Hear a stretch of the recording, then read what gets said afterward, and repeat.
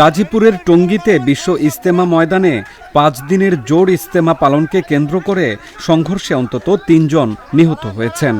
এই ঘটনায় ৪০ থেকে ৫০ জন ব্যক্তি আহত হয়েছেন।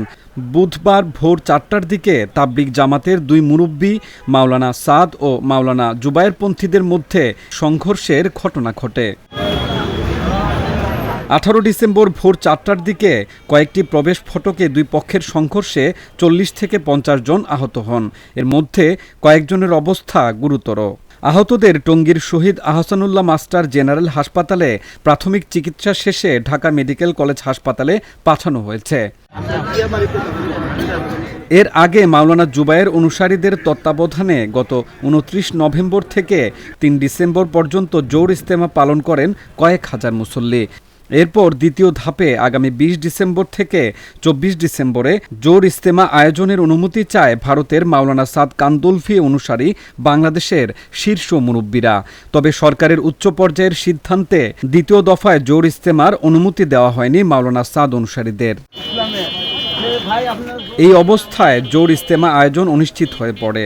তাই ১৭ ডিসেম্বর বিকেল থেকেই তুরাগ নদীর পাড়ে টঙ্গী বিশ্ব ইজতেমা জামে মসজিদে জড়ো হতে থাকেন কয়েক হাজার সাদ অনুসারী।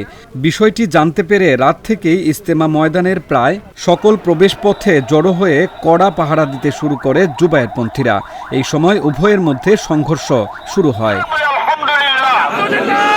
অন্যদিকে গাজীপুরের টঙ্গীর ইজতেমা ময়দানে হামলার ঘটনায় ৩ মুসল্লির মৃত্যুর জেরে সাদপন্থীদের বিচারের দাবিতে ঢাকা ময়মনসিংহ মহাসড়ক অবরোধ করে বিক্ষোভ করেছে মুসল্লিরা। মহাসড়কের কয়েকটি পয়েন্টে টায়ারে আগুন জ্বালিয়ে স্লোগান দিতে দেখা গেছে শত শত মুসল্লিকে। এতে করে ঢাকা ময়মনসিংহ মহাসড়কের দুপাশে দীর্ঘ যানজটের সৃষ্টি হয়। গাজীপুর মেট্রোপলিটন পুলিশ কমিশনার অপরাধ দক্ষিণ এম নাসির উদ্দিন জানান, গত মঙ্গলবার দিবাগত রাত থেকেই দুই পক্ষের অনুসারীরা পৃথকভাবে ইজতেমা ময়দানের ভেতরে ও বাইরে জড়ো হতে থাকে।